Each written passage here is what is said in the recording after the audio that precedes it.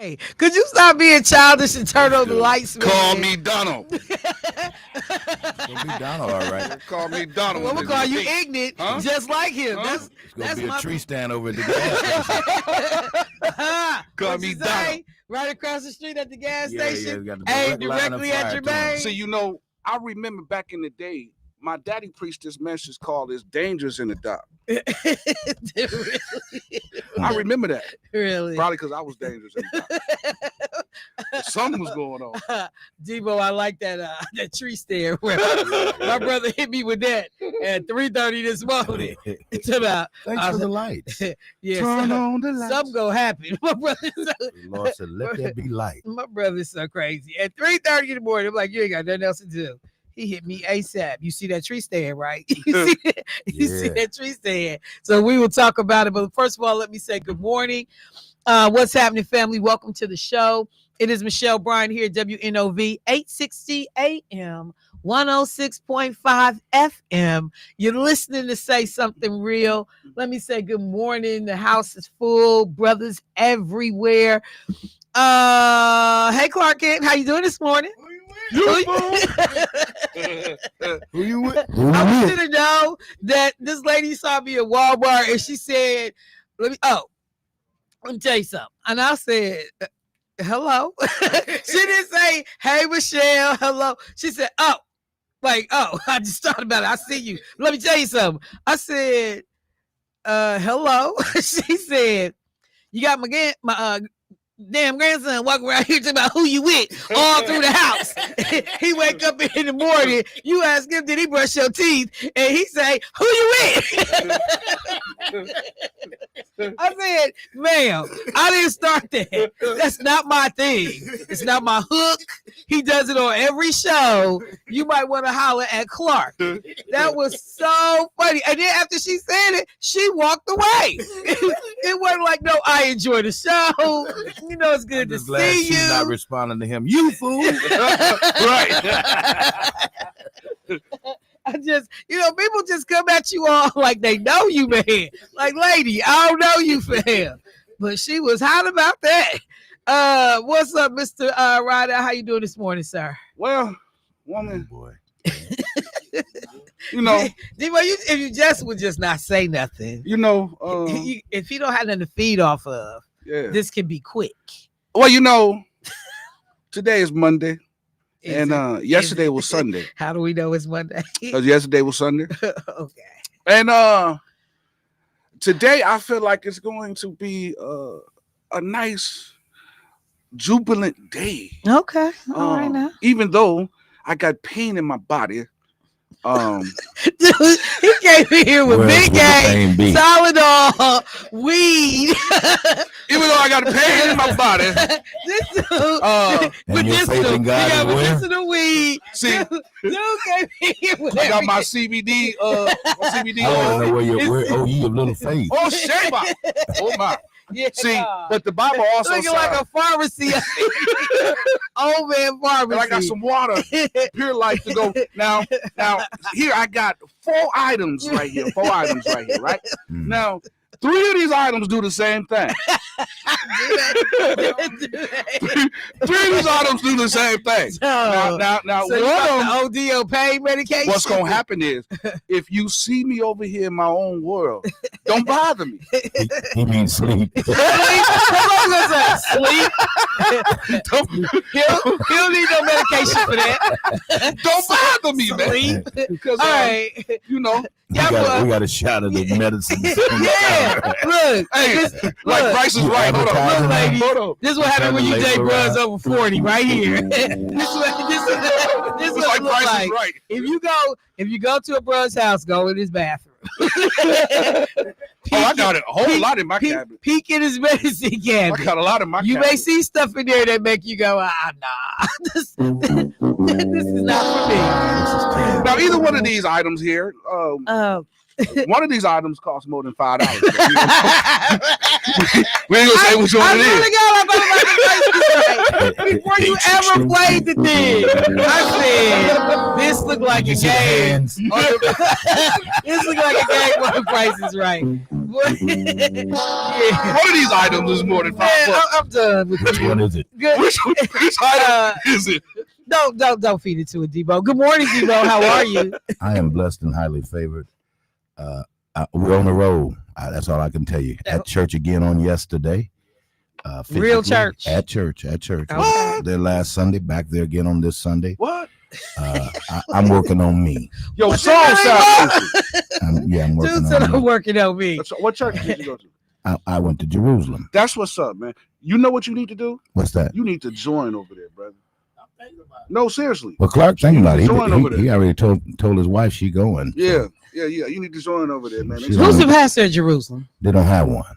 So, As it stands. but they That's why he over real there. good people over there. That's why he over there. He looking for a new Now- job. Who, me? Yeah. Now, hold He on. over there Well. looking for a new job. Now, if they need a bishop, I'm available No. To do no. what?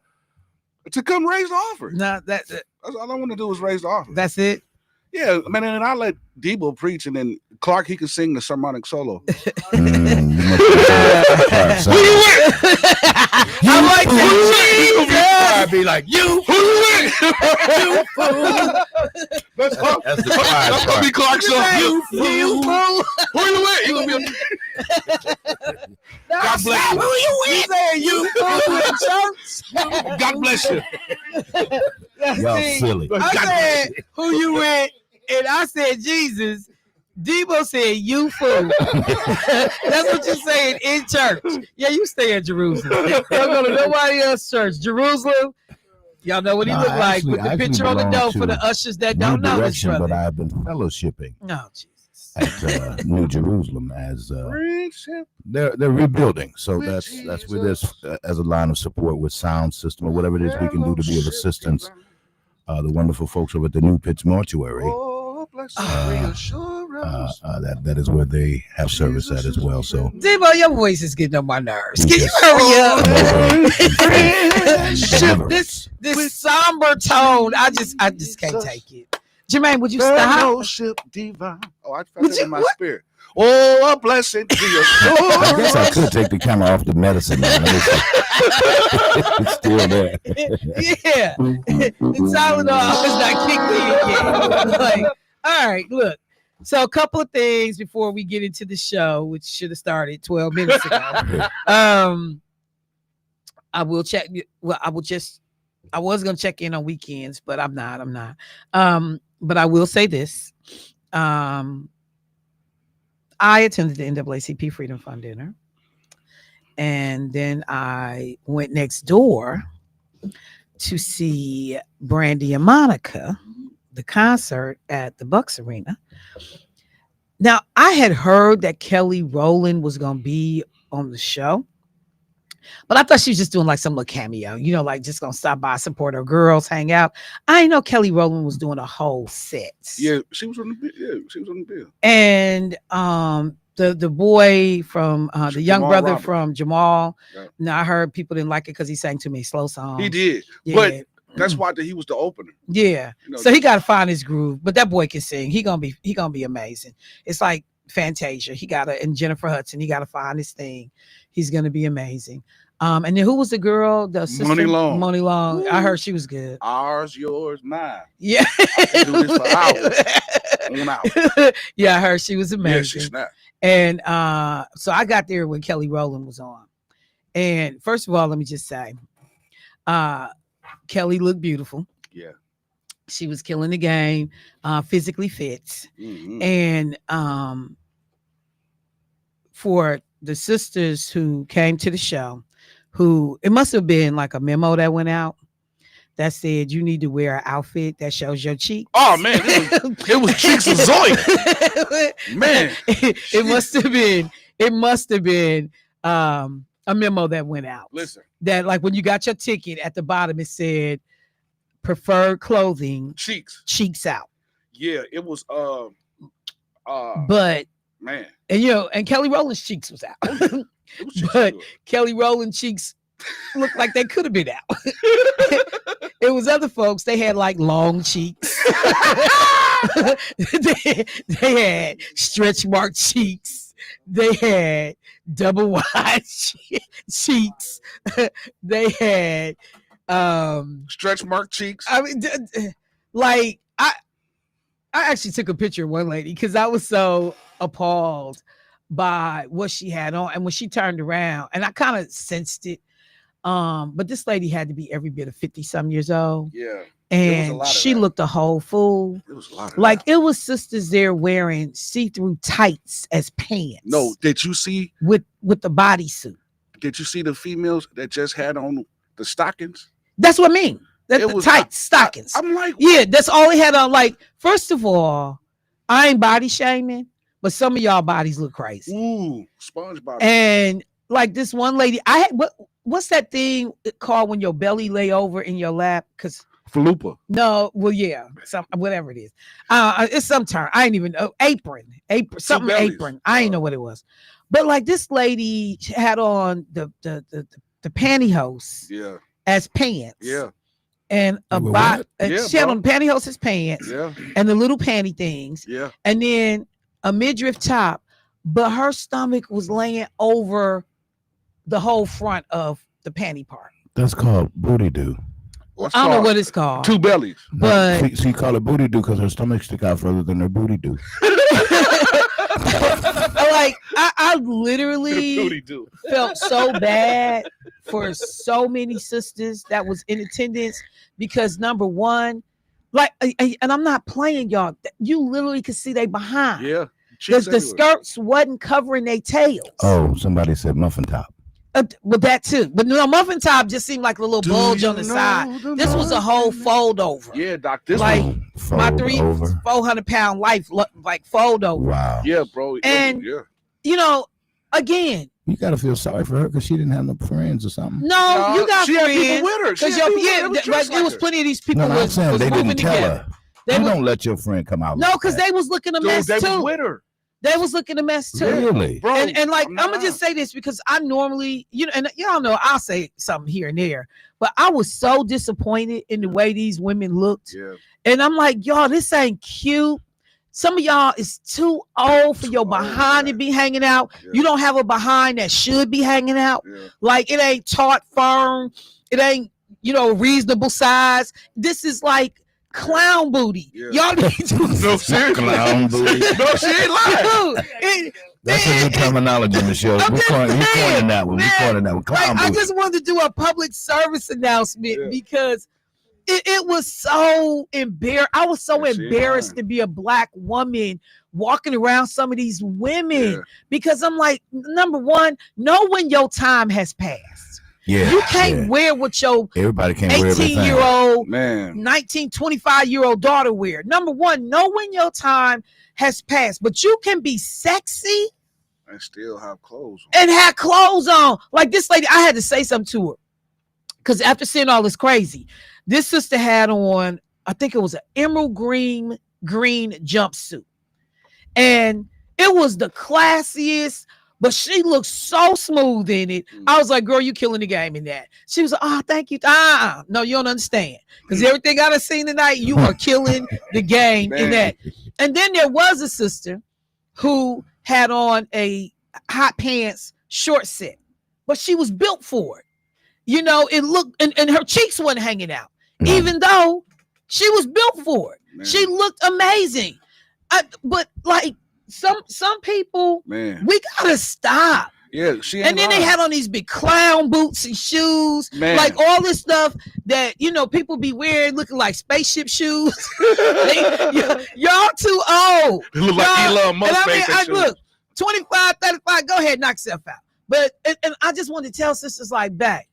You could have wore something that would have had brothers turning their heads that did not make you look crazy. Yeah, because we was turning our heads the other way. Men were laughing. Yeah. Men were laughing when we was walking in the building, and especially when we was first coming in, and bros like was working there, being standing around there, and bros was pointing and laughing. Yeah. And I was looking at these sisters like, between all of this fake hair hanging down to y'all tailbone. Oh, it was old Weaver Thorn. Yeah, between that and all the array of colors. Weaver Thurchy. But just the body, Like, and I'm looking like, y'all ain't none of this healthy. You know, When you say No, healthy, and I'm gonna say this, and then I'm gonna be done with it. But there's a part of me that actually feels sorry for brothers, because brothers today don't know what fine is. oh yes, Because no, you don't. I do. Y'all Yes, ain't we do. seeing no whole bunch of fine. Y'all ain't seeing no whole bunch of fine. You gotta Because go to the right sisters used to places. be so.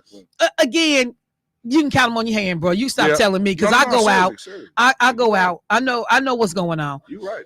And you could. I mean, man. Let me not talk like I'm 80, but I'm gonna talk like I'm out of shape. I'm gonna talk like that. We would fall up in the spot, and you understood like dang. All you could hear was damn. Yeah. Oh yeah. It wasn't no rolls, it wasn't no bulges. I ain't need no spandex, no Spanx, because it was tight. Yeah. And you walked up in there. Yeah. But Man, these people look crazy. What? That's when people wore stuff that enhanced. No, that's when you cared about what you look like, what you ate, what you put in your body. Yeah. Nah, now, you know, Spanx done let people eat like a dog and a fool, and then you can just tighten it and suck it all up and go out and fool everybody. And then, you know, nobody pass the hell out. Yeah, it just looked crazy. Y'all, and I mean, I'm like, I know I'm doing an inordinate amount of time on this, but I was so disappointed. And I was with you. Because just the raw booties was too much.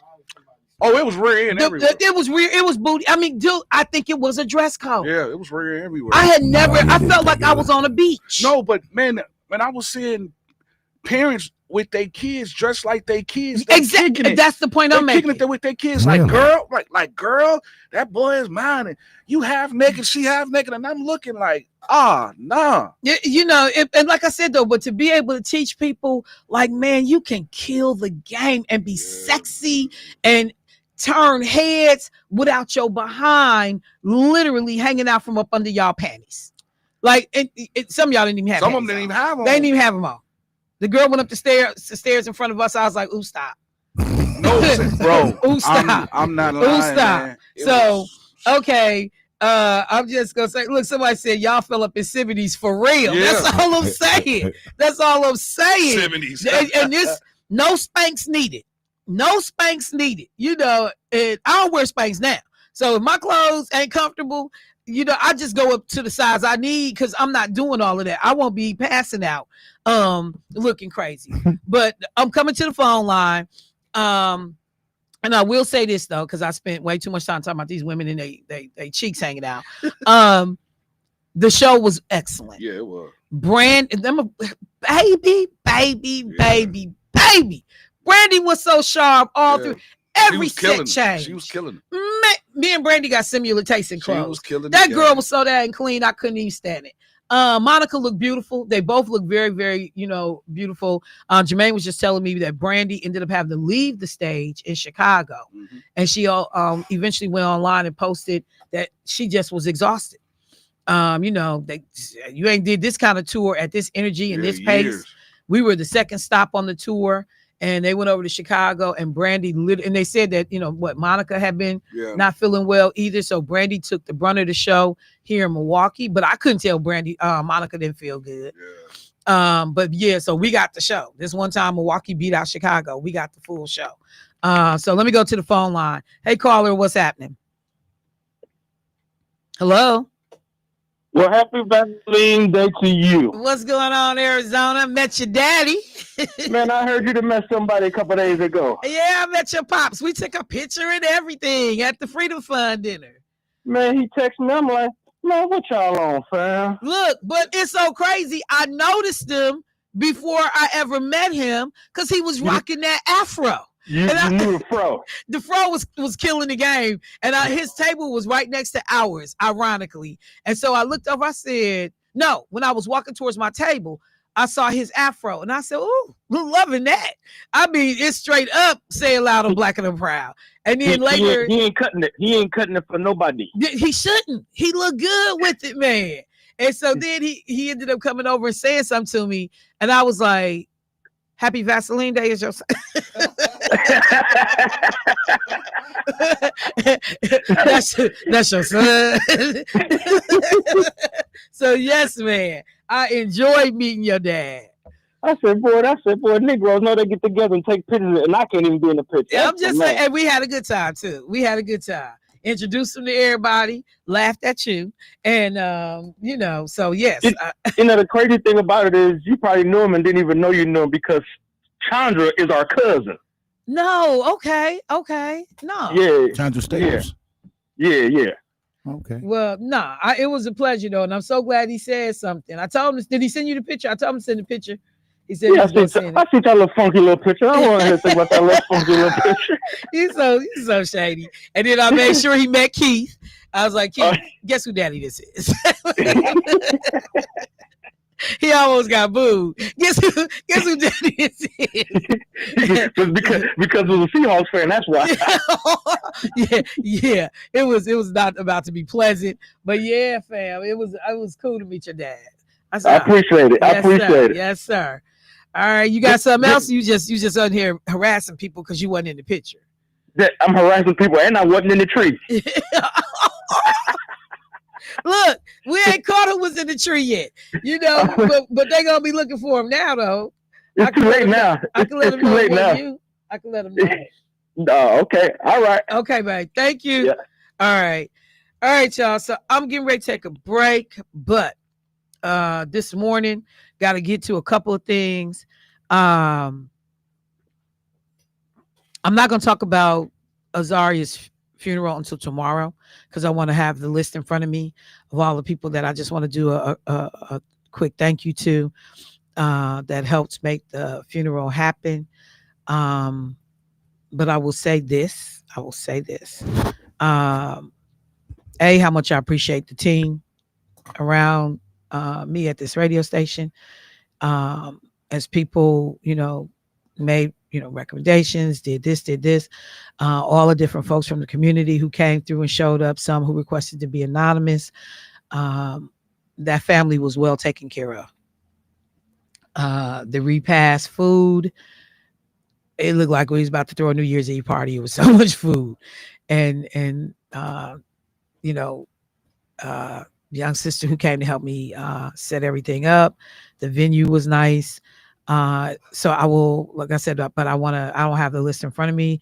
And I want to make sure that I can run through and just quickly thank people for helping with that.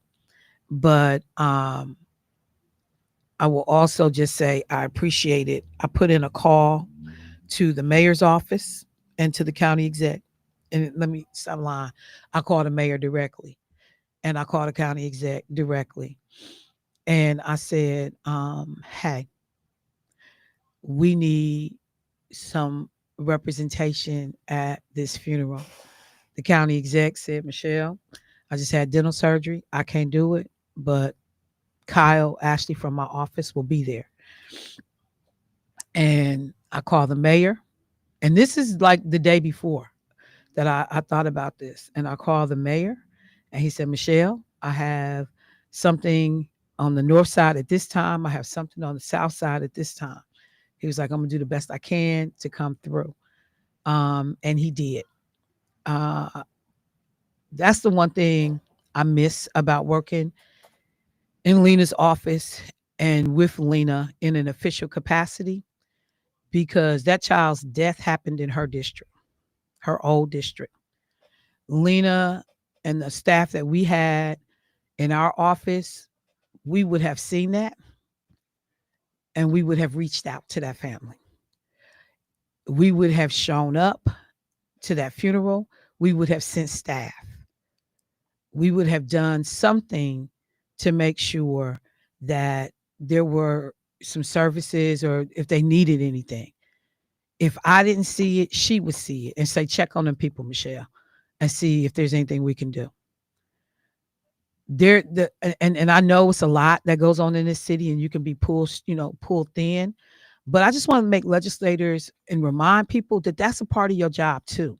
Not just the high profile funerals like a Keon and, members of the community who are well known, but for those people that folks just don't see and don't know. So I respect the fact that with less than 24 hours notice, Both the county exec and the mayor made sure that they responded to my request, and the families got to meet, Kyle, and they got to meet the mayor. And when I didn't go to the funeral, I was at the repast, and it was the first thing that um, Azuria's grandmother said to me when she walked in the door, that she had had an opportunity to talk to the mayor. And the other thing that they both did was to say that they will be following up to figure out what kind of resources or help that that family needed. So I will do my formal thank yous tomorrow, but I just wanted to, just take a second to say yes, everything went well. The message from uh, Pastor, how do you say his name? Carsey Poe. Um, well received, well received. And Jermaine, did the music for the service. Um, you know, it it it was well done. So I will talk about it tomorrow. Let me take a break, and when we come back, we got to talk about King's Day. No King's Day. Donald Trump felt it was King's Day though, and George Santos and the I posted on Facebook. The swamp just got another inhabitant. These people are all, bless you, bro. These people are all despicable. I'll be right back.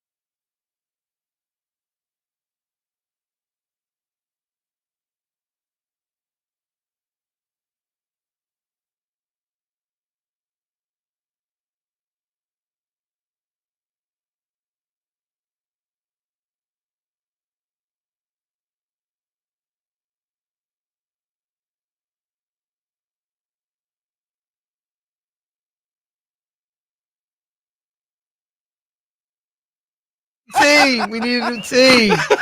This ain't gonna work for me now. I don't like coming in here. I don't like messing with neither one of y'all. Hey, let me. We need a new team, man. We need management. All right, let me go to the phone line. Hey, caller, what's happening? Good morning, Michelle. How are you? What's going on, Angela? How you doing this morning? It was a rough weekend, but I wound up going to the hospital last night because whatever problem I've been having has increased and got worse, but still ain't found out anything. So I was gonna say, do they know what's going on yet? Nope. I go to a specialist Tuesday. Hopefully they'll be able to tell me something, but nope, I haven't found out yet. So were they able to give you anything to at least make you comfortable last night? Nothing. I'm sorry. Nope. But anyway, my reason for calling me is it was a rough weekend. You know, understand? Did you hear any more about that 6-year-old that got shot? Oh yeah, I'm telling about my kid. I did not. Let me pull it up. Because I mean, it just disturbs me. You know, I know it can happen to anyone, but I'm just so tired. These babies, man, come on. Please, y'all, put the guns down. These kids may be in the wrong place at the wrong time, but they don't deserve it. I don't care what their family did to you. Think about it sometime. That baby deserved to live. I'm not saying they died or anything, but I haven't heard anything else. So that's why I'm calling to see have you heard anything. No, I pulled up the story because I had heard about it in passing. Unfortunately, this weekend was a little hectic on my end. But for folks that are wondering, what if you're not familiar with what Angela's referencing, 3 people were taken to the hospital, including a 6-year-old. And I'm taking this from WISN's page. Following a shooting just outside the Marquette campus near 19th and State Streets on October 18th, around 7:45 p.m. is when it happened. Along with the 6-year-old, a 23-year-old, and a 38-year-old were taken to the hospital with gunshot injuries and are expected to survive. As of that writing, police were still searching for the shooter. But let me go back and see if there's anything more recent. Nope, that's the most recent. Hang on, one more. Nope, that's the most recent post I have. So we don't know what the shooting was about or what went on. Was it intentionally? I mean, because when I walked in this morning, Jermaine said, Michelle, did you hear about this brother that was randomly shooting people yesterday? And I was like, what are you talking about? I think he said near 27th and Atkinson, walked up to some woman, shot her in her face. Walked up to another person, shot them. I think when it was all said and done, like 3 people had been shot in an hour. And so, so you are right. Things just definitely feel out of control in relationship to some of the stuff that we see going on. So thank you for flagging that, Angela. Right, and one more thing. Yes, ma'am. I was talking to my brother, and he was sharing. I was like, bruh, did you hear about that 6-year-old baby? And then he like, sis, if you beefing with somebody, they really don't care who in the car or who in the home. They gonna get more than that person. And I was like, bruh. He said, listen, man, that's just the way life is, but it just disturbs my heart, man, about these babies. You know what I'm saying? And I mean, I'm just like for all loss of life, because even if it's the parents, the kids still suffer because somebody now got to figure out who's going to raise this child, So either way around, we got to get to a point where we value life. We value our own life. I think about the young man that pulled the trigger that killed Azaria Jones. And I'm like, so young brother, did you understand the minute you pull that trigger that you took your own life as well? Yeah, that's right. You just gonna live a different kind of, situation, but it's a wrap for you. It's over. You are done. And if you had it to do again, would you make the same choices? So like, getting people understand, you can pull the trigger, but just know whatever you're doing to that person, you are doing it to yourself in that moment. That's right. All right, Angela, thank you. I appreciate Okay, the y'all call. have a blessed day. Continue to stay prayerful, and hopefully we will get some news about what's going on with you soon so they can get this fixed and taken care of. Okay, thank you. All right, yes, ma'am. Bye-bye. Somebody just said 8 shot, 5 dead. Yeah, it's crazy. The one thing though, I'm gonna continue to tell people, I still want us to be careful and conscientious about how we talk about what's going on in our city. There were some social media posts from people that I respect a lot that were passionate about the number of things that they are seeing that's troubling in the community in relationship to crime. I'm still going to caution you to be careful how you talk about crime in this city, because it is the excuse that Donald Trump and his administration are looking for to be able to come into communities and create a whole different kind of problem. Um, what we are seeing in Chicago, when I say Chicago is not backing down from the Trump administration, they're not playing with these people. They are not playing with these people. Now we've had people get shot. Many of us have seen the video of the 19-year-old black boy wrongfully detained by ICE, throwing him down to the ground. I saw some of the most disgusting video of ICE officers engaging with people, just being unnecessarily rough with people, yelling and screaming in their face, "You don't F with ICE." I mean, like, it has been sickening. I know that there's a judge in Chicago today who has said that they had been told these are warrantless, operations that you all are doing. You are violating people's rights and you need to stand down. I've watched now at least 3 different brothers who have done shows talking about that they were in that South Shore apartment building that ICE came through, and helicopters and folks jumping off roofs and busting out windows, when we got somebody that want to call here and tell people don't believe what they saying. Nobody was in zip ties, no kids was in zip ties. That's all a lie. So we definitely know that we have got to deal with what we see, but we got to make sure we're talking about it in a way that is factual and accurate, because we are only in the first year.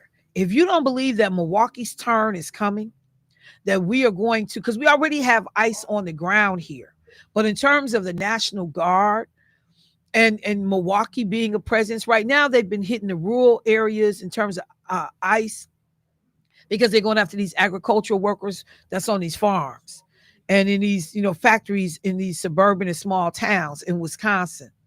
Eventually, the ire of the Trump administration will turn to Milwaukee. It will happen. We still got 3 years left of this clown show. It will happen. And it's going to be a very, we can look on TV and like, Lord, look at Chicago and shake our head. That's crazy. What's going on up there? That is 89 miles up the road.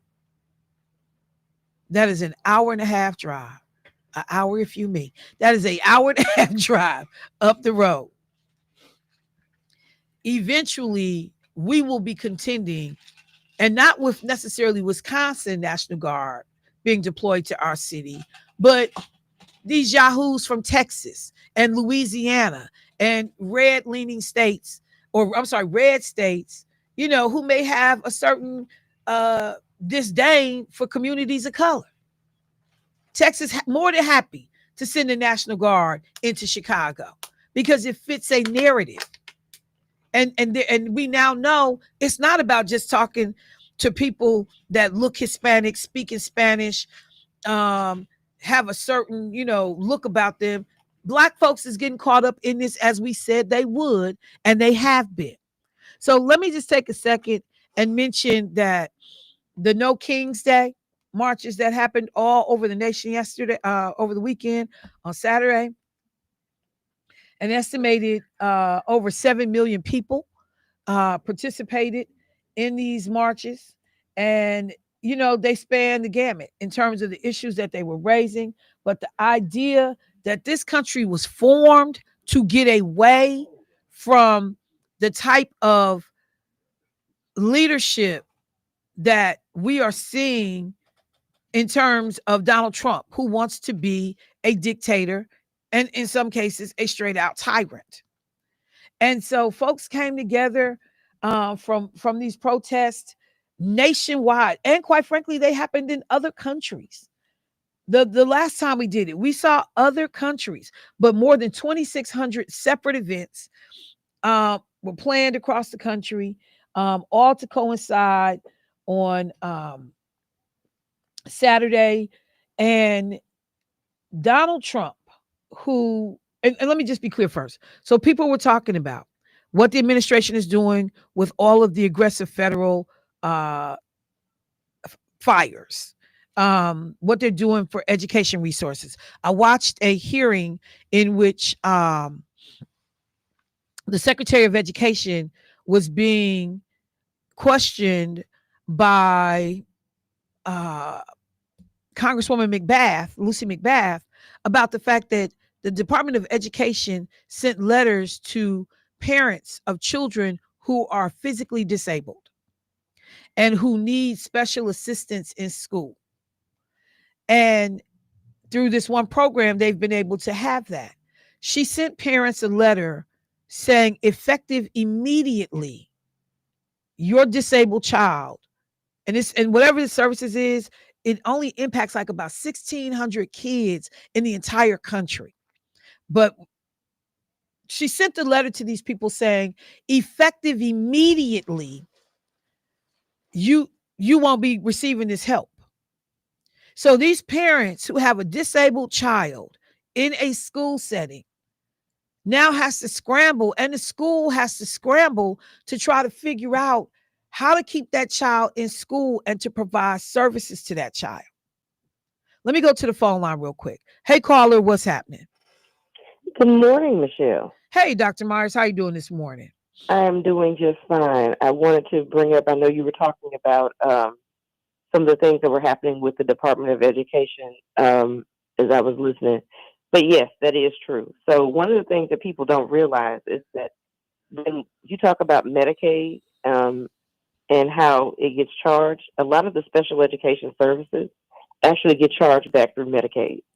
So as special education teachers, we have to then bill Medicaid for services. If your child gets occupational therapy, they can get that at school. If they get physical therapy services and sometimes speech therapy services, those things are happening.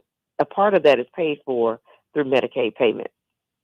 So if you end those, they no longer get those services at So, school. and you know what? And now you had to remind me because I forgot about that. But when a child has an IEP, Yes. in some cases, what they call an individualized family service plan, Mm-hmm. that yeah, mental health service, because we always like these kids need more mental health services in school. But you're right. Who pays for that? That's not a line item necessarily in our budgets. And so we are able, I forgot about that. So that part is paid for through Huh. the healthcare piece, which would be the Medicaid insurance. So we used to, when I was a special ed teacher, we had to fill out Medicaid forms and we send those off to the federal government to get reimbursed for those services that the district has to provide. The other part of that is just because of the foolishness that's going on with the Department of Education, that doesn't negate the fact that school districts still have to implement those IEPs because that's coming from federal law. So the individualized education plan it doesn't go away just because they're no longer enforcing it. We still have to enforce it at the school level for students that have an IEP. The services just won't be paid for. Because even I was thinking about like one of the children who may be in a wheelchair and they have to have a special, they have to have transportation to school. It's That's specialized actually bus service to get there. Yeah, you have right. to. Yes, So that's hmm actually billed to Medicaid. yes, absolutely. Because those special buses with the lifts in them and all that kind of stuff, that part is paid. Like people always call about the short buses or smaller buses. Some of those buses are outfitted to hold children that have wheelchair services. So they don't just stop coming to school or you don't get those services. Those specialized services are paid for through Medicaid. And the districts have to bill back those services to Medicaid to pay for those extra things that they get.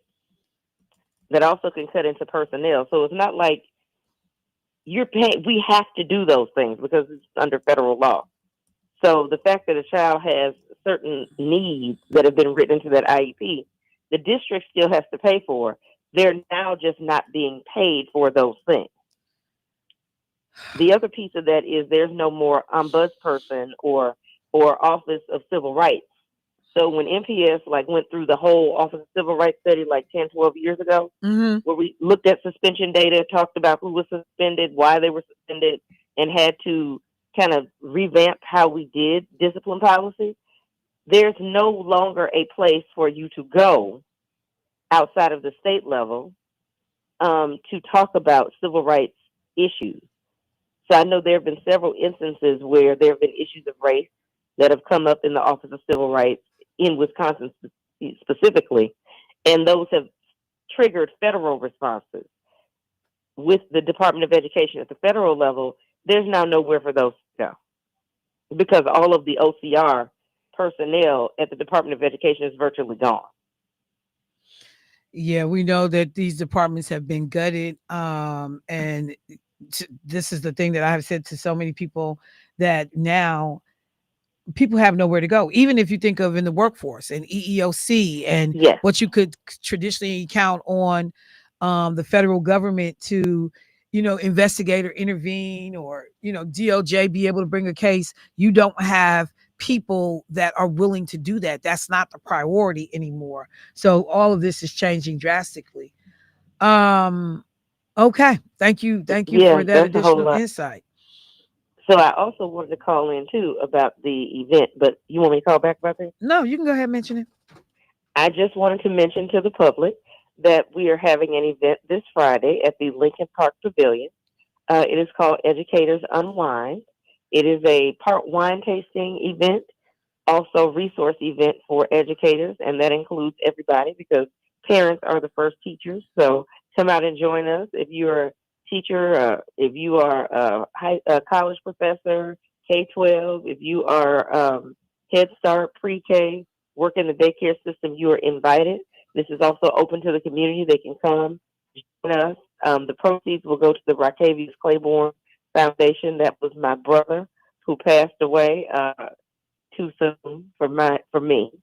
But we are raising scholarship funds for the next generation of educators. He was an educator. Yes, he was. Right. Yes, he was. Internationally, did a whole lot. Yeah, taught in Dubai. Yes, taught in Abu Dhabi and Member Dubai. of Omega Psi Phi fraternity. Yeah, absolutely. Taught in Dubai. And to be able to get more brothers in classrooms is definitely a worthwhile goal. So when is this event happening again? This is Friday, October 24th. It'll be at the Lincoln Park Pavilion from 4 p.m. until 8 p.m. So we're inviting everybody to come out, sample some wine, eat some good food. We'll have DJ Stretch on the ones and twos. So you can come out and join us and have a good time.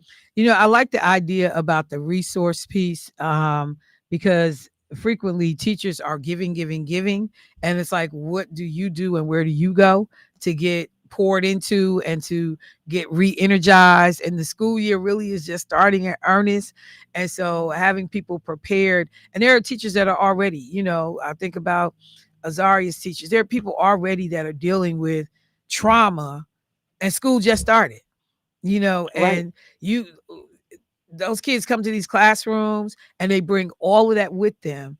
And so I like the idea of somebody saying, hey, we looking for a way to just be able to take care of teachers for a minute and actually give them some of the resources they need to better help their students and families.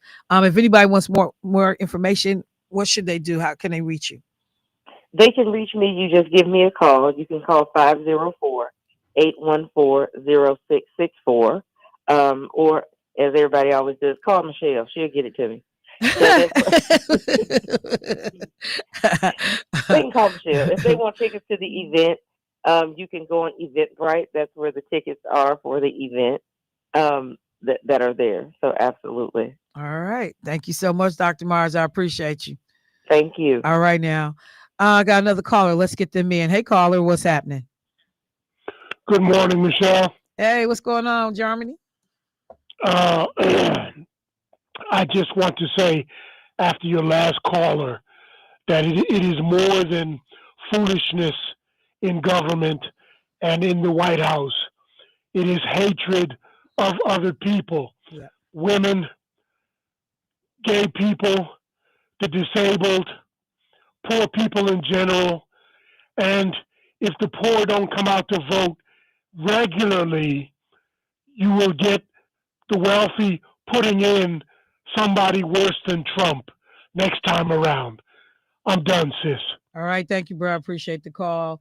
And, to that point, I think that you are absolutely correct.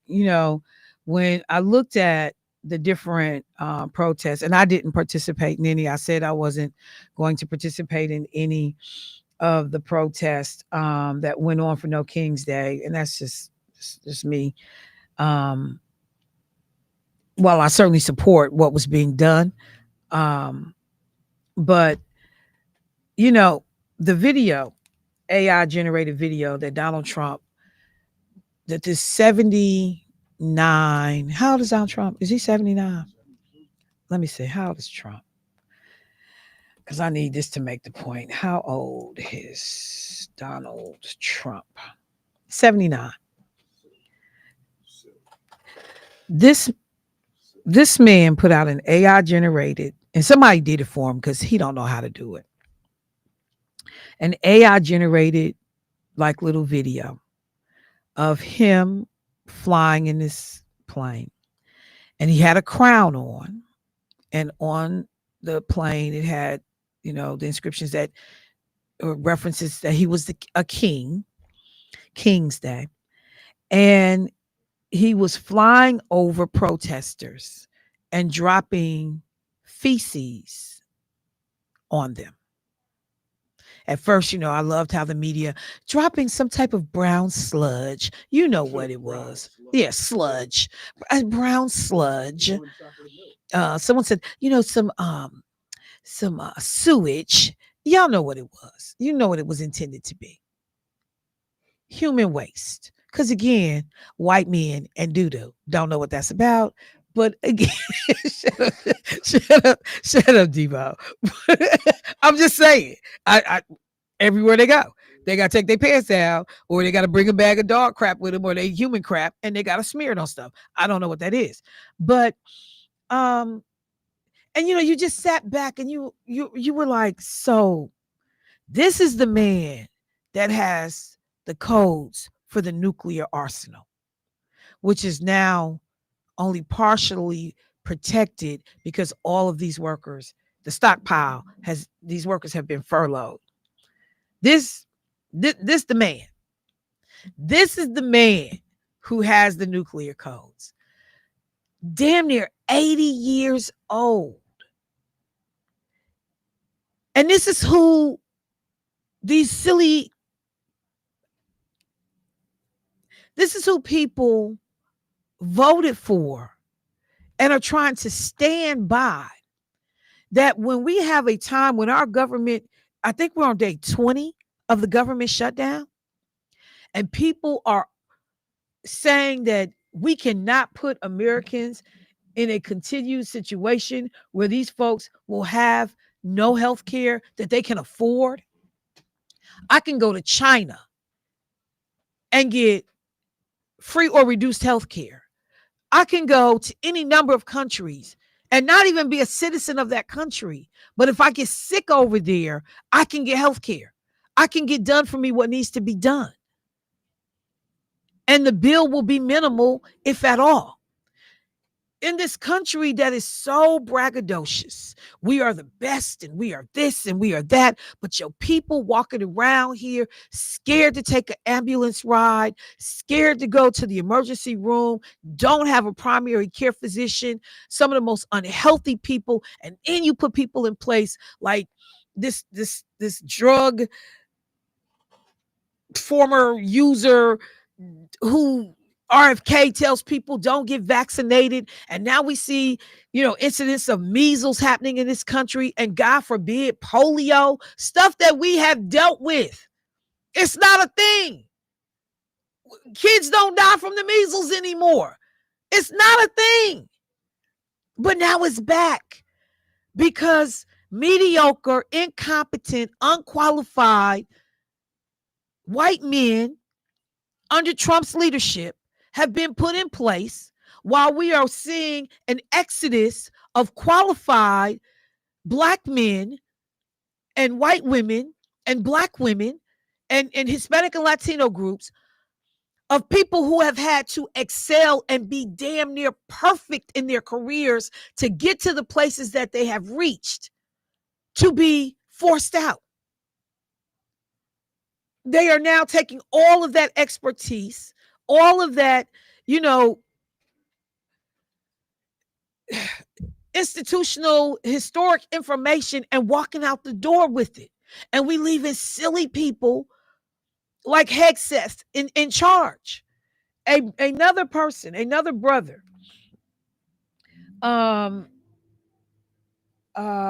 Navy, just want to make sure I got his name right. Navy. I'm just pulling up his name because I saw the story about Alvin Hosley, Admiral Alvin Hosley, on October 16th, 4 days ago. The defense secretary announced that Admiral Alvin Hosley would retire from the U.S. Navy at the end of this year. Hosley was in charge of the South Command or Southern Command of the U.S. Navy in November 2024, and he is retiring early. He's only been in the role for about a year. You usually stay in that role for about 3 years. He is retiring early. He has had something to say about these military strikes that are going on off the shores of Venezuela and these vessels that are supposedly carrying drugs. And, you know, people are wondering exactly why this man is leaving. But to think about, you have worked your whole life. And as a black man, to rise in the Navy and be an admiral, you know this man is border health clean and brilliant, because twice as good to get half as much. And just like that, his career is coming to an end. CQ Brown, just like that, because ignorant, racist white men are in control and they don't want to see people of color in these jobs. Of course, we're not smart enough to be in these jobs, but they who have no resume to back up the fact that they should even be making these decisions. We have yet to see any drugs in Venezuela. I said this last week. I got to go to break. I'm going to say it again. But we now have 2 survivors. There have been 7 boats that have been bombed in the last 2 months under the Trump administration. A few days ago, they bombed a boat. 2 people did not die. They have been sent back to their countries, Ecuador and Colombia. But if they drug dealers, why weren't they taken into custody? How you get to go home? How you get to go back to your home country? Because you're a drug dealer, right? I got to take a break. Since they bungled that and didn't kill everybody so there would be no witnesses, they've since struck again and killed an additional 3 people. This man and his leaders, his administration, is using the United States military to execute people that nobody has shown us any proof that these people are drug dealers. I'll be right back.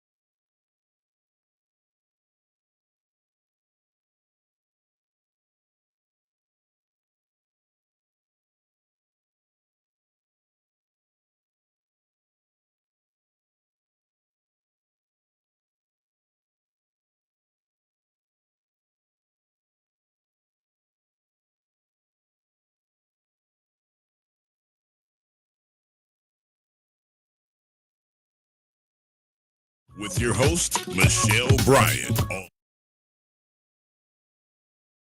Back to the show. Got a couple of callers, so let me get them in. Hey, caller, what's happening?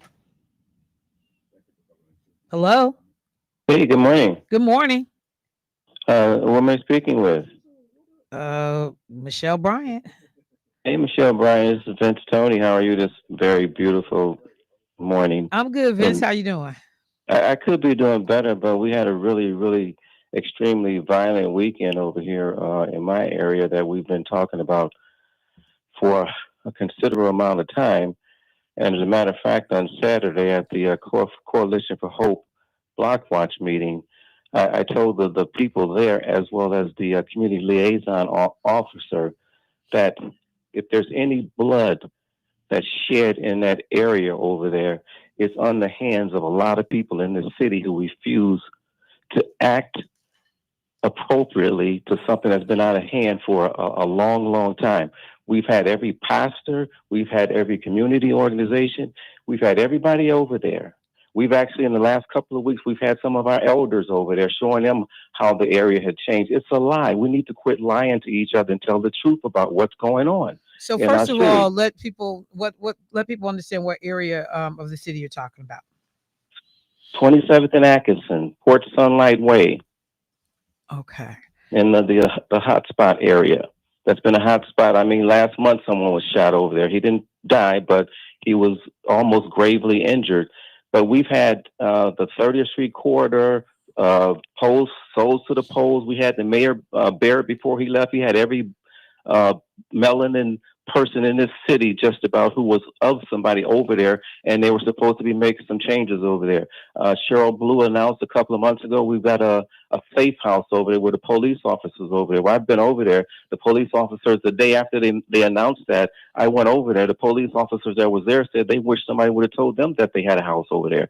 So we continue to lie and listen to the media and all these lies that these people are telling when we should just sit down at the table and do this right. I mean, I've got a master's degree in social work.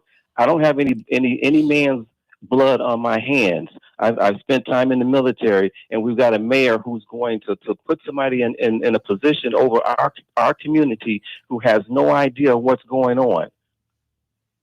This is shameful, and this whole city should be ashamed of themselves. You know, I said this is one ugly. God doesn't like ugly, but this is one ugly city because these people here don't believe in God. So, I mean, I understand the frustration. Particularly when you talk frustration. Again, when you talk about this level of violent of activity and loss of life, or people being harmed and injured, do you have ideas about what you think it is that people could do better? Oh, absolutely. I've been at a lot of tables in this city over the summer. I can't count. I've been at the mayor's office probably 5 or 6 times in the last couple of weeks, telling him, hey, let's meet. Let's talk about this. This doesn't have to be, it's a very simple solution. I was down talking to the president of the Common Council, Perez, and Adam Parcells face to face. I told Adam to his face he needs to step down. He doesn't have the position or the know-how to do what's in his city, and his background does not substantiate him being in that position. I mean, to make $113,000 a year for somebody that haven't done anything in this community, we've got a lot of people in this community that have solutions, but nobody really want to sit down at the table and talk about this shit on a real, because it's real. And it's not going to get any better until we as a people, as a culture of people, sit down and act appropriately. I mean, I've seen this system. I've been in Child Protective Services. I work for Centers for Veteran Issue, Milwaukee Mental Health Association. I've been in and out. I've been all of these systems. These systems don't care about us until we as a people sit down and figure this stuff out for ourselves. We're going to keep buying into this system. So what's stopping us from figuring it out then? Sitting at the table and quit telling lies about what's going on and what's not going on. The truth of the matter, nobody's really doing anything but trying to make a little bit of grant money. It doesn't take money to make these changes. It takes people. Okay. So I'm going to say this because I know that there will be people that obviously will have a different opinion than you. Well, they've had a lot of opinions in this city, and we've seen what it's gotten us. Hang on. that will have different opinions in terms of some of the work that's being done and people trying to figure out their corner of the city, their corner of the world. And this is what I know how to do. So I work with youth, or I work with, this, particular segment of the community. I work with young mothers. So we know that in our frustration, and this is the thing that I started the show with this morning, in our frustration, we got to be careful about how we have these conversations, because number one, I do know people that are doing work, and I see the work, and I've donated, I've shown up, I've helped with some of the work. So we can't do blanket statements that there's nobody doing anything, because there are. I didn't say anybody wasn't doing anything, did I? I didn't say that. Hang on. Don't put words in my mouth. I didn't say that. Calm down, bro. I'm not going to calm down because I'm tired. Say goodbye, we should be tired. In this city, we should be tired of this bloodshed. Yeah, but it is not as simple as you propose. I'm telling you, it's simple. It's not. Just because you say it does not make it so. You think you're the only person in this city that don't want to see the violence end? Do you really think that? I'm going to give you one solution right now. There are people that go into these professions strictly because of being personally impacted by violence. So first of all, let's just stop acting like you got the market on. You're the only person that give a damn if we solve this stuff. That's first. But go ahead. You want to give one of your simple solutions. One simple solution. And we can sit down. I can show you data that I've collected from the police department of when alcohol is taken out of our community. Hey, we're not gonna keep doing that. We're not gonna keep doing that. Number one, black people look. We are not monkeys on a chain that need to be controlled because we don't know how to handle alcohol. You're not gonna keep pushing that narrative. Get out of the community. You're not gonna keep pushing that narrative with me. I am. Well, it's not gonna work for me. It doesn't work for me. Because that means that we are people, so you can have alcohol in white communities and not see crime. You can have alcohol in other communities and not see crime. It's not about alcohol, bruh. It is. I am about alcohol, and I don't tear up nothing. I don't hurt anybody. People drink every day. When we're talking about the addicts, but it's not the same thing, and you keep being stuck on that. It's not the same thing. I tell you, it's not the same thing. It takes more. God can be your witness because He was giving alcohol when He was handing out the fish. He can be your witness. You take those spirits out of our community. What did God serve with the fish, bruh? Bro, what did He serve with the fish? He didn't serve water. What did He serve? I'm talking about what's being. I'm done. Like this Pollyannish BS that you be on, like, hey, you the only person who understands and is really trying to do something. You need to get off that. I really try. I listen patiently. But this whole painting a narrative that black people, this is what they used to say about us coming out of slavery, that alcohol will turn us into raving fools and lunatics and rapists and murderers because we don't have the DNA constitution to be able to drink and hold liquor. All that's nonsense. People drink in this community every day and don't commit a violent act. So if you got people that's showing they behind, it's more than and bigger than because alcohol is available in their community. That is the most ignorant, racist BS ever. And white people have used that against us. And now we got you on the radio advocating the same thing. And then you keep invoking God and Jesus. But when I asked the question, what did Jesus serve when He was feeding the people with the two fish? He wasn't serving water. So I guess the black people couldn't have been at the table or in the masses of thousands that He fed because we would have tore up the party. Listen to the stuff that you say, man. I know you trying to help. I know you want to see better for your community. But some of the stuff that you say and do is detrimental to us. You are perpetrating stereotypes. You are making it difficult. But this whole I'm the man with the plan, and I know more than anybody else, and I'm the one out here trying to make it happen. And ain't no like, come on, man. And I just can't. I can't. I be trying, but I can't. Let me go to the phone line. Hey, caller, what's happening? Well, you can put your switch away now, Michelle. Oh, it's out. It's out. Nah, we're gonna take it through the whole show. I hear you. I feel you on that, though. What's happening, JT? Everything is everything, and good morning to the gentleman in the house this morning also. Michelle, I just want to revisit quickly. First of all, give you a little second cool down a little bit. But I just want to revisit, Michelle, quickly about the Black Admiral that retired recently. Mm-hmm. Yeah, one of the reasons is he stated is because, well, when Trump had them to blow up a boat in Colombia, the president of Colombia came out and said that was a fishing boat that Trump had blown up, saying that it was a drug boat. And the president of Colombia called Donald Trump a murderer. He's going around just blowing up these boats willy-nilly, like you were talking about earlier. That's exactly what he's doing.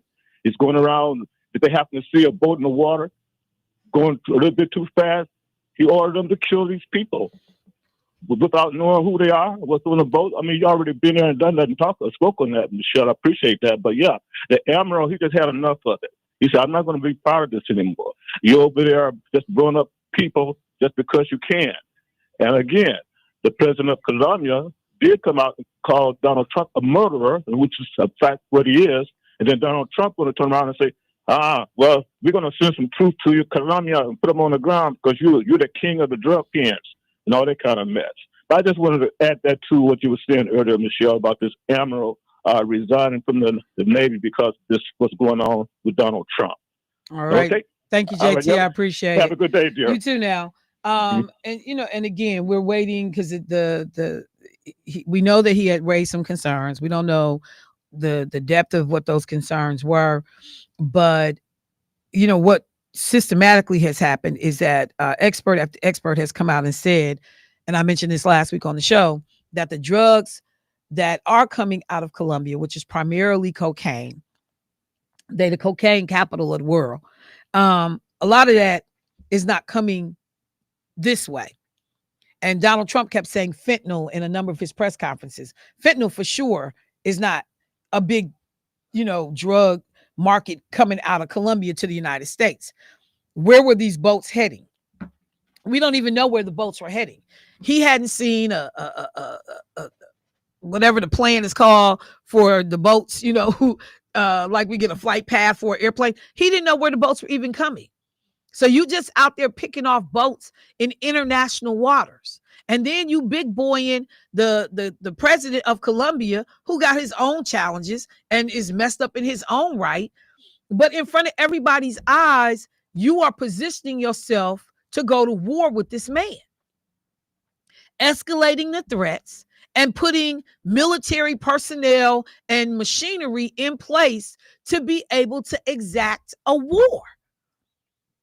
So the man who told us, I'm going to end the wars, you are putting us in position right now for something that nobody has verified. Nobody has been able to say, so how much drugs were on these boats? Where is the evidence of the drugs? We've yet to see any of it. This is not classified information. If you got drugs, you saying you killing people. And these are the lowest people in the denominator of trying to stop the flow of drugs into any country. Where the main players at? These people just the carriers, if in fact they are. Because we've heard different stories saying some of these people are just farmers. But the United States has provided no proof to anyone, not even members of Congress, that these are actual drug vessels and there are drugs on board. And how do we justify killing these people as opposed to letting the Coast Guard and, the agencies that have been dealing with this way before Donald Trump ever took office, letting them do their job? So thank you, JT. Let me turn my attention to a couple of quick things because I only got a little bit of time left in the show today. I got to take a break.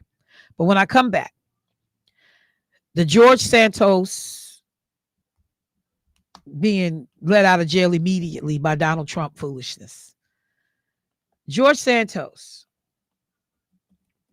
in terms of his crimes, this man pled guilty to wire fraud, identity theft, was sentenced to 7 years. He had only been in jail since July. Trump literally says, oh, we heard that he was in solitary confinement and his treatment was horrible. And so they get him out of there. He was employed, George Santos, receiving a salary, but then applied for unemployment benefits and got more than $24,000. So he stole from the federal government. He made false statements to the House of Representatives in his financial disclosures, overstating income and assets, failing to disclose stuff that he had received from other people. He was using campaign donations. The way the Journal Sentinel been like trying so hard to get a county supervisor caught up on some drama, he actually was using campaign funds for Botox, luxury purchases, and brands like Hermes and Ferragamo. He was purchasing stuff on the adult content site OnlyFans. So I don't know what you was buying on there. But with campaign money, Donald Trump lets him out of jail. Just like the people who hurt police officers and tore up the property and caused millions of dollars of damage to the United States Capitol, he lets these people out of jail. But the U.S. attorneys, Jack Smith and Letitia James, and even John Bolton with his raggedy self, they need to go to jail. Okay. Let me take a break. I'll be right back.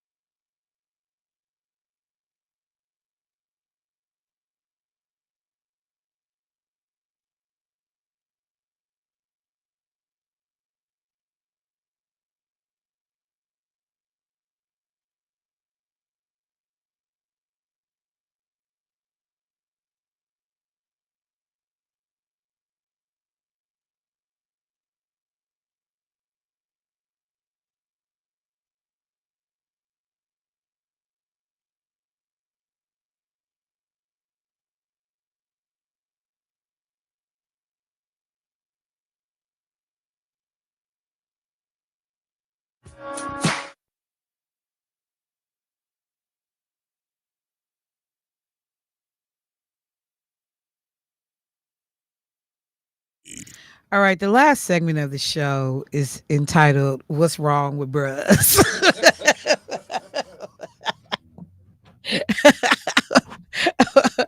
Now, this is very specific.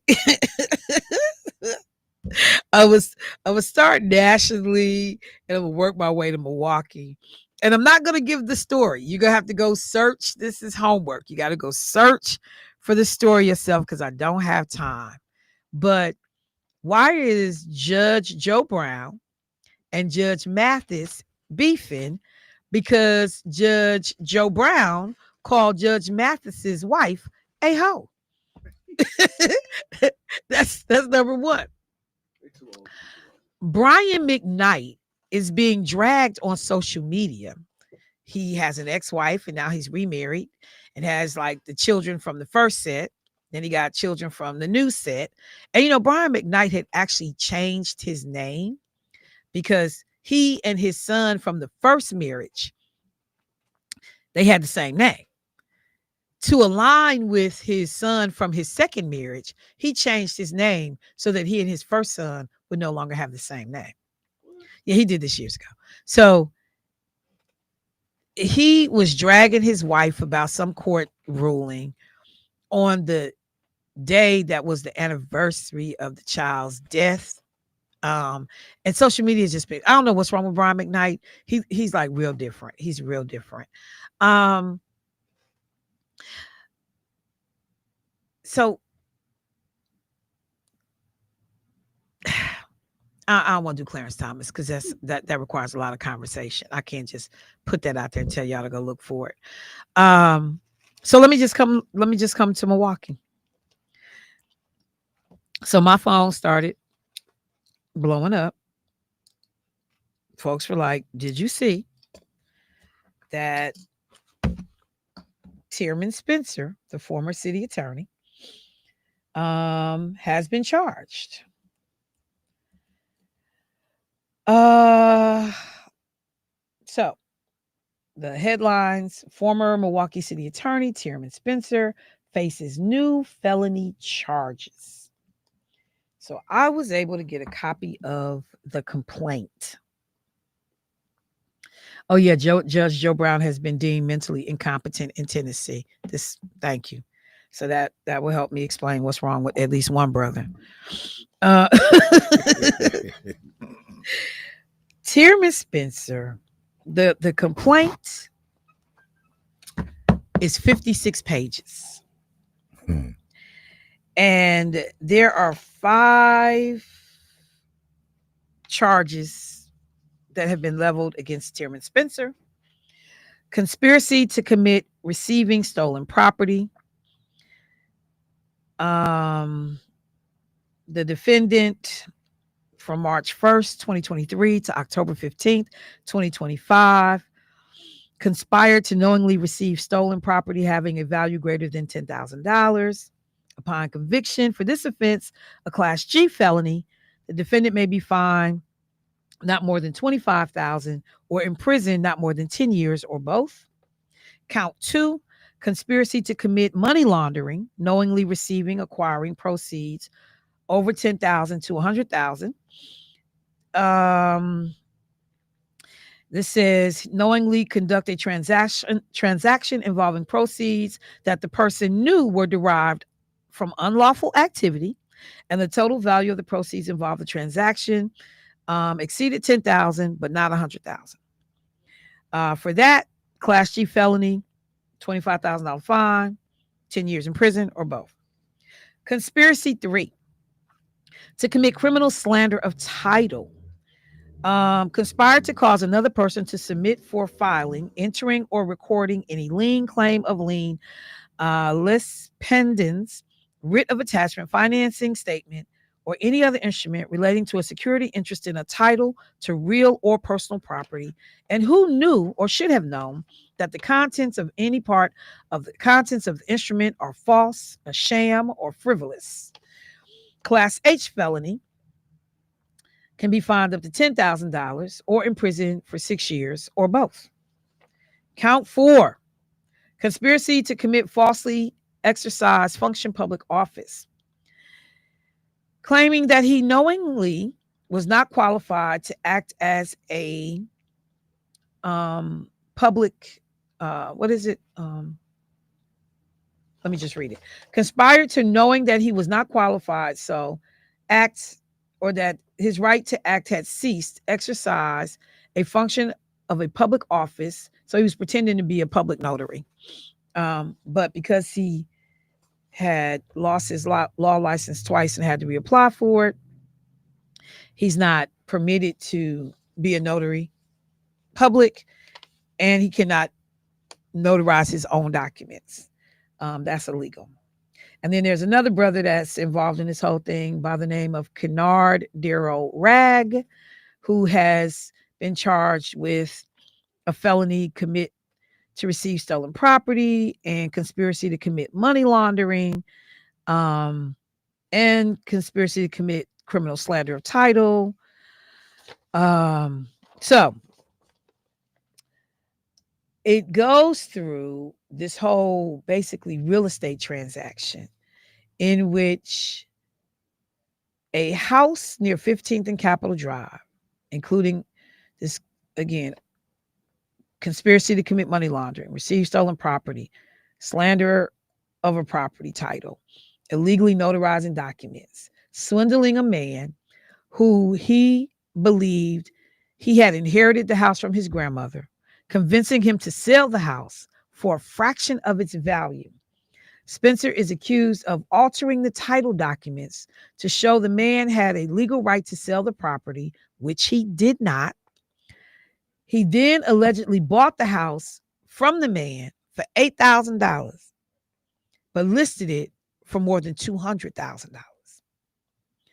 According to the criminal complaint, when investigators seized Spencer's phone in the initial misconduct case, Spencer was heard saying he was concerned, quote, investigators may find information related to shaky real estate transactions, close quote. Prosecutors said in the new criminal complaint that Spencer and the real estate agent used deceptive acts to acquire the property illegally, devaluing the property to maximize their return. And now, you looking at going to jail for it. So first of all, black man who wants to take advantage of another black man. This man believes that he was inheriting this house. There were some issues there, needed to be worked out. But Tierman and his partner decide, this brother may not be the sharpest or don't understand the process. We potentially can game him, and we each will pay $4,000 and give this man, like, we're going to offer $8,000 because we are telling him that the property is in such horrible condition. It needs these repairs and these repairs and these repairs and these repairs. And I've got to go back and read it because I've heard that at some point the man actually only walked away with $300 from this, quote, sale of a whole house. But that Spencer and his partner listed the house, I heard, for as high as $240,000. So you knew you were lying when you said that this house was not worth this and that. And you thought it was going to be a quick hustle come up. I remember the first time I met that man. I looked at Keon, who said, he all right, Michelle. And I said to Keon, the man is going to jail. He is too arrogant and cocky and stupid for his own good. He is going to jail. I swear to God. And Keon laughed. And then after he came in and he did the show, when he had been accused of, sexual harassment or whatever it was down at the city, and it's just these white folks is against me. And, well, did you say something about the woman's legs? Well, I did. Well, why? No good answer. So as an attorney in a workplace, you don't know you shouldn't be commenting about somebody's legs, and especially, let's just be candid, black man, white woman legs. You don't know. You ain't know that. That was a problem. And so after that interview, he walked out of here literally, chest puffed out like, well, that went well. And Keon and I both looked at each other and was like, he crazy. That was an awful interview. You made yourself look awful. And then Keon said, I agree. He's going to jail. And literally, as you are being accused of sexual harassment in the workplace, he slid his phone number to Keon and told Keon to give it to a young sister who could have been his granddaughter. Give her his number. And Keon looked like, and for what? Like, dude was acting like he was a player up in here, and we was cracking up. Like, what delusional world do you live in, sir? This child is young enough to be your granddaughter. And just like, a player, you gonna slide your number and say, pass that along. Like, Keon was dying laughing, like, what is wrong? And he was like, yeah, you're right.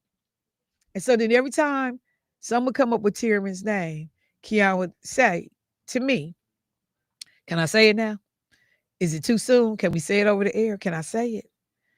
But y'all, this whole thing is around somebody trying to get over on somebody who does not know any better. The individual trying to sell a house is not a lawyer. You don't know about probate. You don't know about, titles and deeds in the way that you need to be able to effectively engage these people. And there's somebody in the background trying to say, hey, this is illegal. What's happening is illegal. This is a damn shame. We get the first Black city attorney. And this is the legacy you're going to leave behind. Whether you get convicted or not, the reality still stands is you tried to swindle this brother out this property.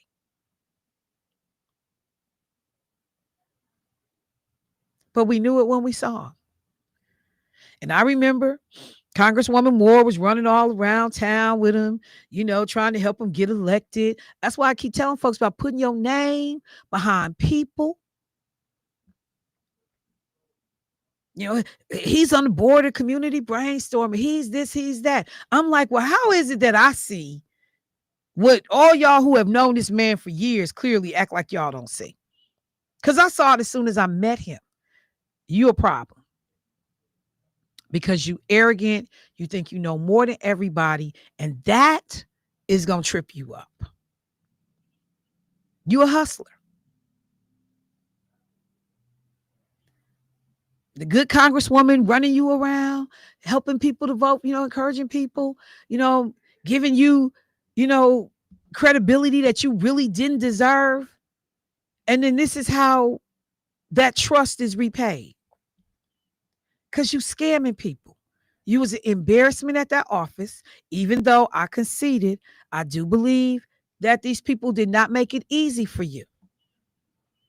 But you definitely didn't make it easy for yourself. You was an embarrassment.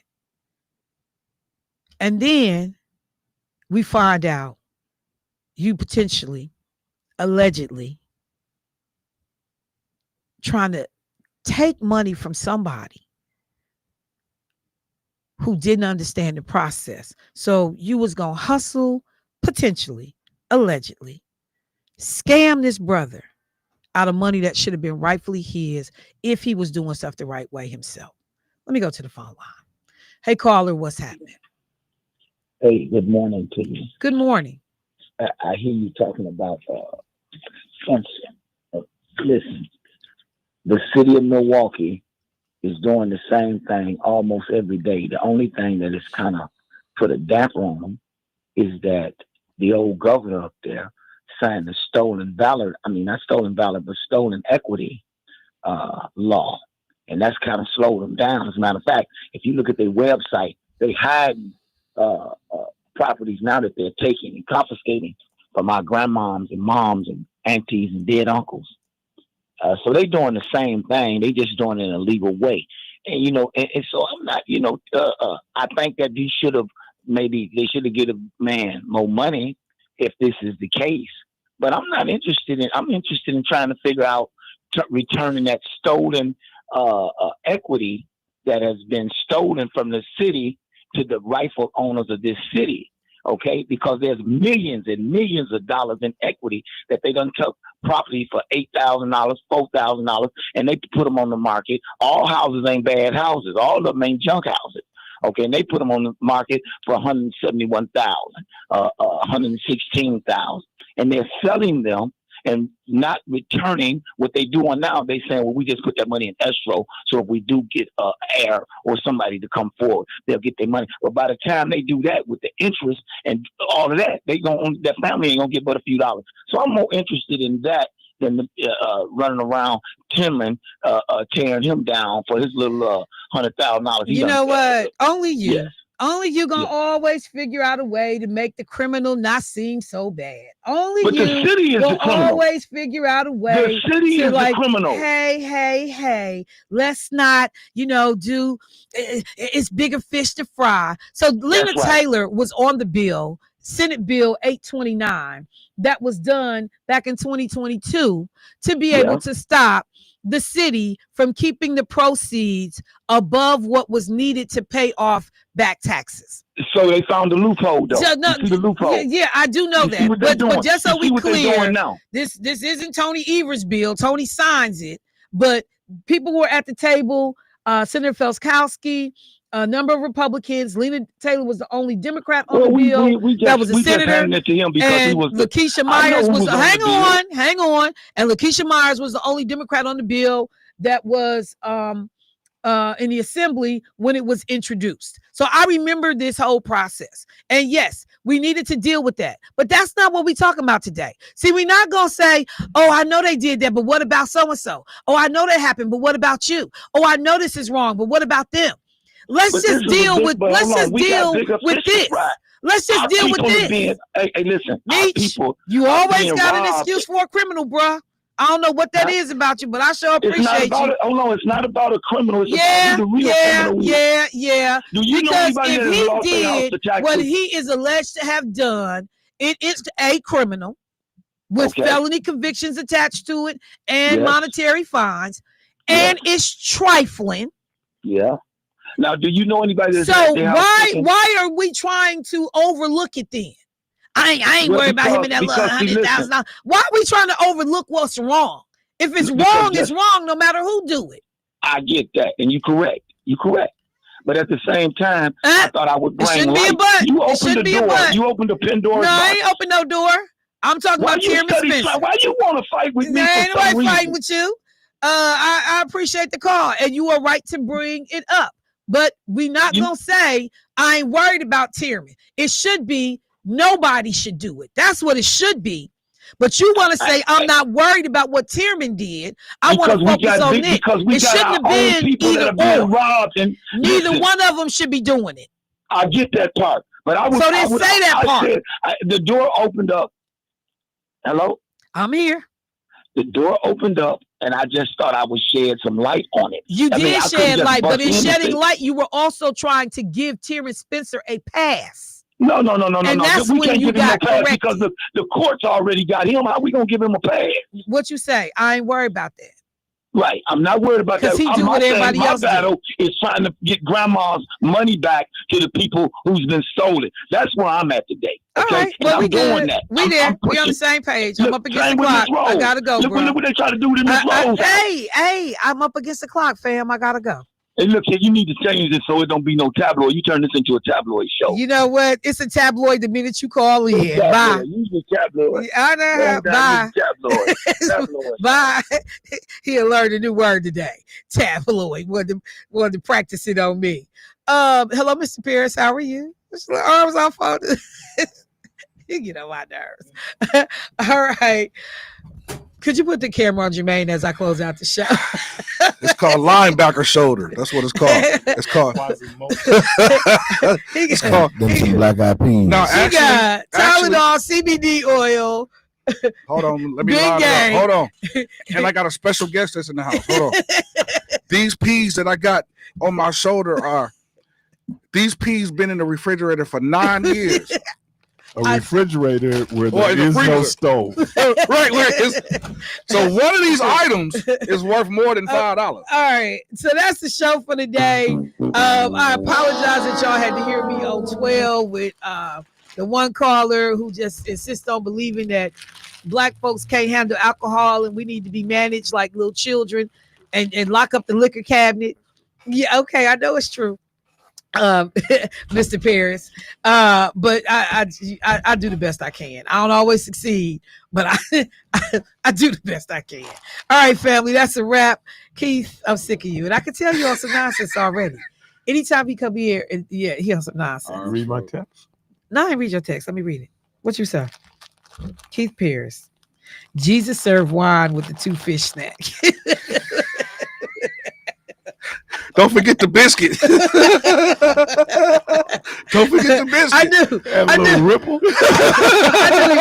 I knew he wasn't contributing nothing of no worth. I knew he was. Terrible. He is Keith terrible. is awful. All right, family, that's the show, bros. I appreciate you. Clark, stop influencing people's kids the wrong way. And I'll talk to y'all later. Peace.